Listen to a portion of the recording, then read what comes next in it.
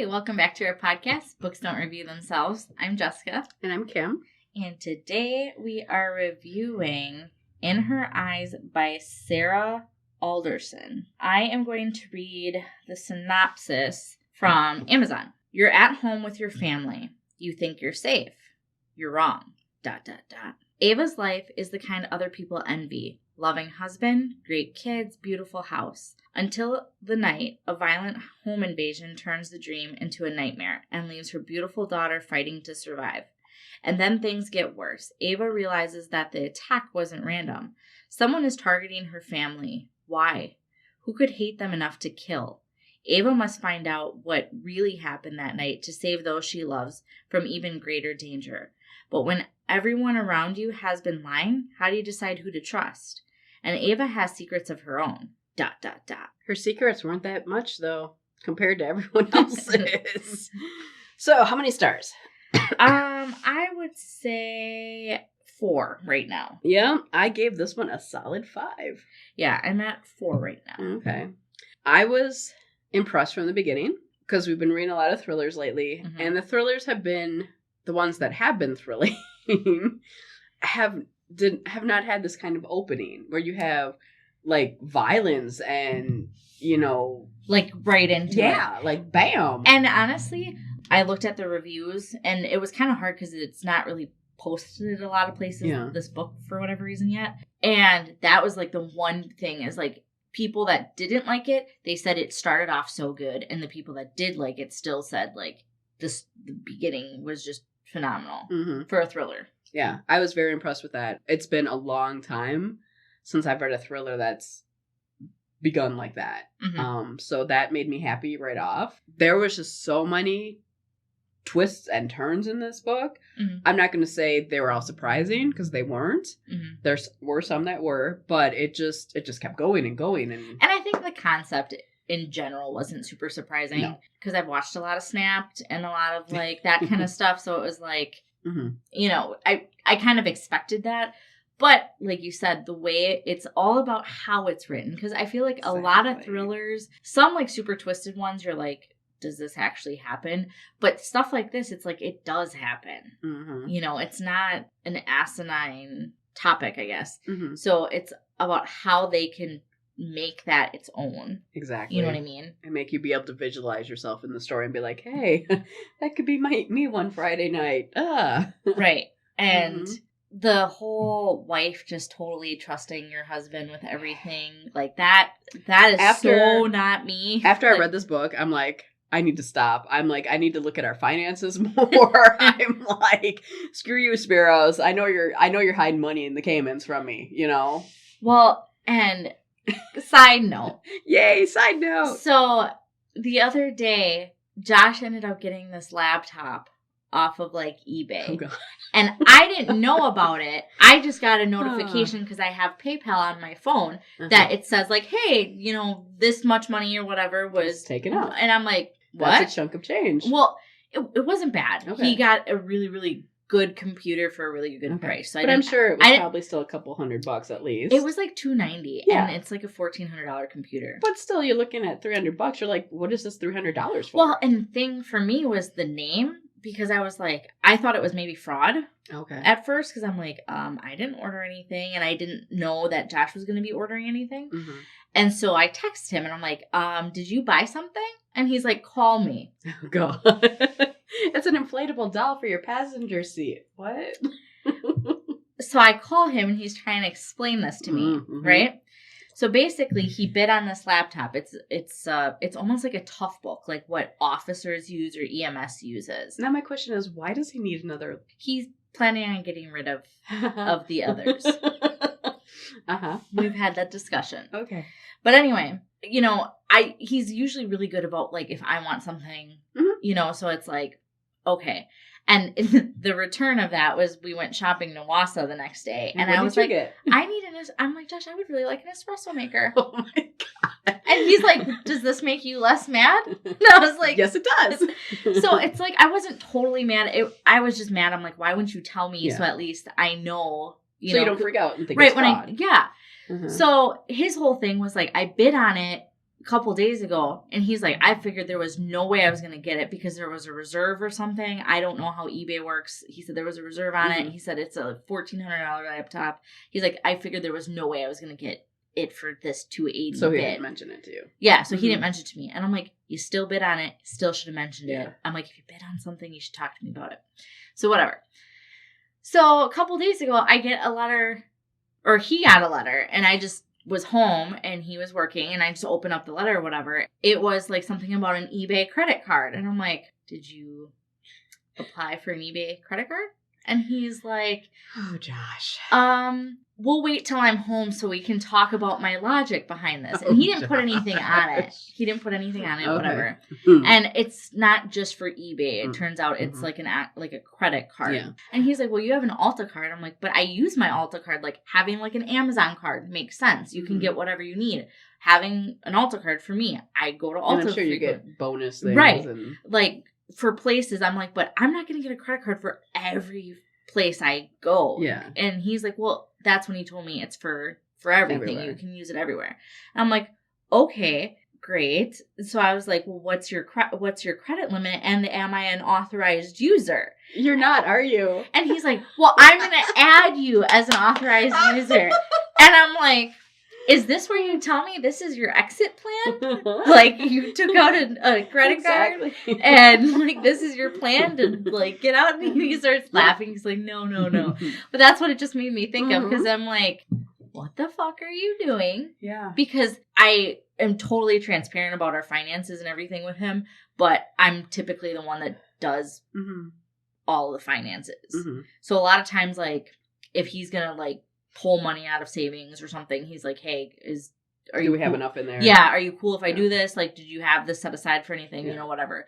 So every once in a while, when he gets that little bug where he, like, sees something or whatever, and it's like a laptop, yeah, so that kind of made me think of that a little bit, because I'm like, is this your strategy? Like, you took out a credit card and I'm not authorized for anything on it so that you can leave me and, like, get him. But it's been fun. And he's like, no. So. But that's how it is with our finances. I mean, Spiros does them all. And after he finishes them for the month, I take a look and see, whatever. Yeah, and that's exactly kind of how we do it. But sometimes I'm like, if he just dies suddenly, I'm like, oh, Josh is fucked. I would be so screwed, because I would be. So, I mean, I really need to find out the passwords and all that other stuff, because he does, like, double passwords. So, your phone gets a call and you have to put in. I would not know any of this. Yeah. And especially nowadays where Josh has. My husband's older than me, and so our credit is pretty much the same. And for honestly a long time, I had better credit than he did, but he still got approved for stuff that I wouldn't get approved for. Because he's a white man, whatever. Well, yeah, and I didn't realize. That's what it is. Where was I reading where back in the day, white women could not. They couldn't have a checking card or a credit or a checking account or credit card or anything. Yeah, without their husband's permission. I read that in a book. Yeah, that was like part of the book. And book. It wasn't that long ago. What book was this? Now this is going to bother me. Yeah. I don't know what book. It was not a real story, but yeah. And I'd say this is probably maybe the 60s or 70s. So I mean, that was not that long ago. So anyway, he's a little bit older than me, and he's had a longer credit history and whatever. But I've never had, like, late fees or anything like that. So it's always frustrating, because it's like, why can he get approved for something that I can't? And it's like, I make just as much as he does too. Yep, that's the reason, because you're not a middle-aged white man. That is the reason. So yeah. So anyway, so fight the power. Oh. A lot of times the stuff would be, the credit or whatever would be in his name, and when we weren't married, I mean, that was kind of a pain in the ass. Yeah. And then now we're married, so it's fine. He has the logins to stuff, but, like, so it's like nowadays with the constant extra layers of security, it's so irritating. Yeah. He has the passwords to all our stuff, but he doesn't really know, like, what stuff it is. Necessarily. Like what bills you have every month. Right. And what's on auto pay and what you have to actually pay. Right. And so I've talked about creating a binder with, like, that kind of stuff, and, like, our doctor contact and insurance, like allergies and insurance and doing all that. But yeah, when I read that thing, it's like, I am too and I'll say it, I'm too controlling. You are. to like just let it go. Yeah, I'm working on it. I am working on it, and I try not to be a bitch about it. But like, I like being in the loop. That I'm going to say it that way. So now that we talked about that for 15 minutes and not the book, I'll make sure. But it's still kind of relevant. It is. So what you should have taken away from our long rant is you need to, if you're not the one who does the money, at least consider looking into it a little more. And finding the passwords and finding out if you have a box at the bank. And what bank. And gold bars, in your backyard, where they are, that type of stuff. You're going to want to know that in case a burglar comes and kills you. Kills you and a burglar. Yeah. So yeah. All right. This one is really hard because like I said, there are so many twists and turns. And it kind of starts off like right away in the beginning. Exactly. To an extent. Everyone's lying, as it tells you in the synopsis, and it's true. At first, you believe Ava is lying a lot. At least I did when it came to relationships. As you get farther along in the book, when you find out what she did do, I'm like, oh, that's nothing, honey. I'm like, it's still something, but compared to the rest of your family, it's just like, that is nothing. So yeah, Gene, which is her stepson, should have been kicked out of the house years ago. Stop being well, I guess he wasn't a basement boy, but he was above the garage boy. I don't know. If I had a child like that, part of me feels like I can't speak on that because I don't have children. But the other part of me is like, F that noise. I'm 43 years old and I have an opinion. If you're still coddling your child when they're like 25, if they don't have, physical disabilities or mental or something, dear God, get them out of the house. It just, oh my God. Yeah. Or even if you can't get them out of the house, make them pay like real rent, not like $50 a month or something. That to me is just, it's ridiculous. Make it a real life thing. Exactly. They're not going to learn. We should do an episode where you and I just get drunk and like talk about topics like that. Yeah. Oh dear God. And then we'll like edit and see, okay, is this salvageable? We should. We should start doing that. Will be like drunken something. Yeah, just drunken life, like topics. Like, when you get together with your friends and you get drunk and you solve all the world's problems. Yes. We will be your friends. You can watch us. Yes. And, yeah, contribute that way. I think that's good. Not when I have a cold though. And like we should like put like a poll, like get questions beforehand. What do you want us to talk about? Maybe not abortion. I think that would be bad. I'll talk about religion though. I don't care how bad that is. That's kind of how we entered this whole That's true. Like, we did realm. It started with that.